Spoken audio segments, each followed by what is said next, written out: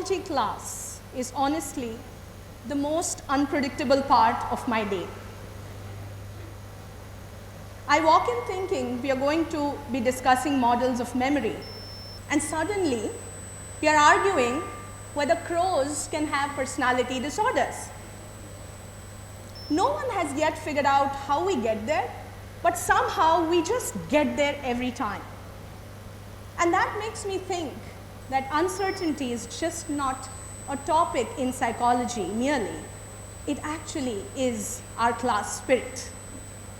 It does not end there, by the way. It is our class mascot. Are you getting curious by now? Let me tell you how.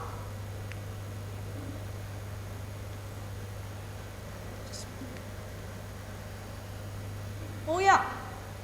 My children in class have been very creative to bring this mascot to life, giving it a structure. You want to guess the name? It's called Pintia Ebin. I mean, okay. This is the official logo, by the way, of the psych class group, they claim, which brings out the ethos of the psych class.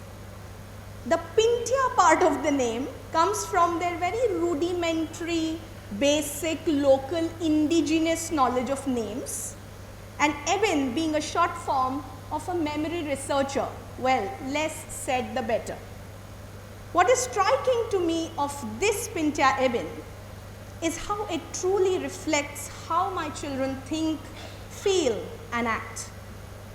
Please have a close look at the creature. It has wide open eyes that look clearly and deeply, legs rooted in here and now, antennae to seek the truth and reality, and wings to fly. When I analyze what my children have projected through a simple, tiny, cute representation to tell me how their mind works and thinks about dealing with uncertainties, this is an exact skill set we need to battle out uncertainty, don't we? So if a class at school prepares them to build a skill set to be comfortable with ambiguity and uncertainty, the effort as an educator, I feel, is worth it. It has taught me and my children to embrace uncertainty, to embrace unpredictability, because that is what makes life, learning, and of course the lesson plan very, very purposeful, meaningful, and of course interesting.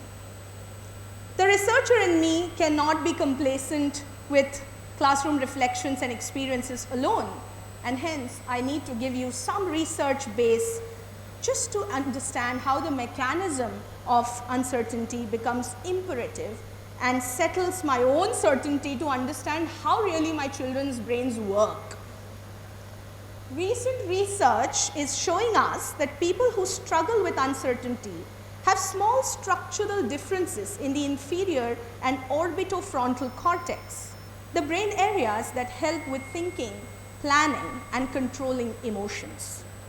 Surprisingly, it's not just the fear alarm in the amygdala going off, it's more like your brain is running a full strategy meeting while you're still trying to figure out what was the problem. So when I freeze during a surprise quiz in class, it's literally my brain working overtime, and it's not that I'm overthinking at all. Another study looked at some psychological aspects, like if you deal with uncertainty in negative ways, like avoidance, rumination, or overthinking, it doesn't just stress you out, it actually drains your mental energy, which in psychology we call ego depletion. On the other hand, using positive strategies like flexible thinking helps protect and conserve this energy. So the same surprise quiz in class could either boost your brain or just wipe you off. It all, I think, depends on the approach that you take. Some personalities thrive in chaos and see uncertainty as a thrill. You know, that's for all of us here who have a lot of psychological flexibility and curiosity. Others clutch their notebooks and on a funny note, maybe sometimes people around them, and just simply panic. These are those perfectionists or just those folks who can't have a spelling going wrong. They just want everything so clear and accurate. The good news is that we can train ourselves to tolerate or sometimes even enjoy uncertainty and deal with life's surprises. When we are alive in the moment, we are rooted in reality, we are being flexible instead of freaking out and not forgetting to laugh. In short, we are being the Pintia Eben. We are developing the skill to battle out uncertainty. Remember, the only way to survive a curveball is to smile through the chaos. Anitya as the theme of the program today. Inconsistencies, as we call them, breed uncertainty. Uncertainty could be a lack of explainability, like we said. It's a kind of a waiting period before you really know what's going to happen. Something you don't know for sure yet. Personally, I believe that it is an emotion-laden gap between where one is right now and where one wants to be. And we all know that every gap brings a void. And what is this void? It's a void filled with a lot of what ifs.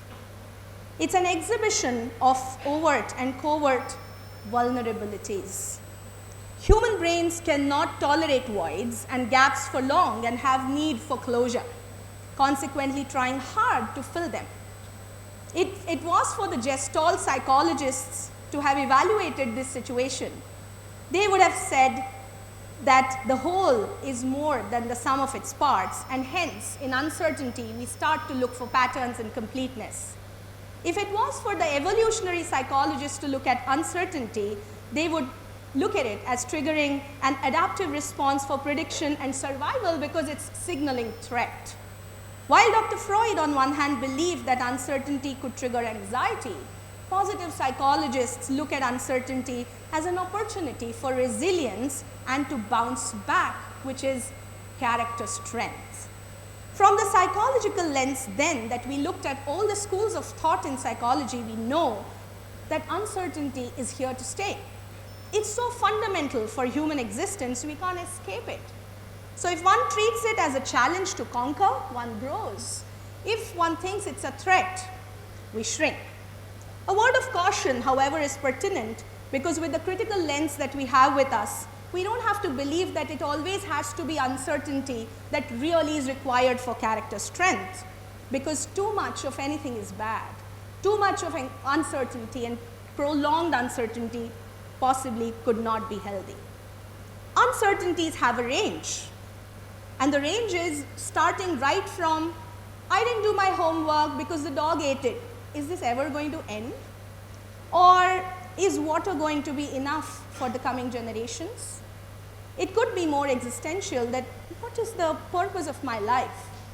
Or it could be when one is waiting for one's biopsy report. It got me thinking that if these waiting patches that we are talking about are calling uncertainty, it needs to be navigated well, right? And you know, I found a secret to navigate through uncertainty, and it's as simple as brewing tea. I know all the tea lovers are in absolute disbelief, and so are the non-tea lovers, for the very reason that what I've done is, I've devised an acronym for TEA, which stands for thought, emotion, and action. Since these three ingredients create a recipe for every life event, the brewing has to be well orchestrated. I'm sure that all the tea lovers know that how much the right amount of ingredients need to go into the tea for that one divine sip. Metaphorically, I need to brew well. I need to align my thoughts, emotion, and action and keep them rooted in reality. I need to build healthy habit patterns and actually do some active, responsible mental health work to pack my well-being toolkit when I'm perfectly in certain times. And then I use the same tools that I have designed, I have refined and sharpened to battle out and to use the toolkit when I'm stuck in uncertain times, and that's the bet. I wish everyone think deeply about brewing the right tea for yourself in a kettle that best suits you, with the best suited and picked culinary additives. I'm sure you carry the metaphor every time you sip on life and living. In the end, uncertainty is just life seasoning the stew, sometimes perfectly, sometimes chaotically, but always keeping us hungry for the next bite. Thank you.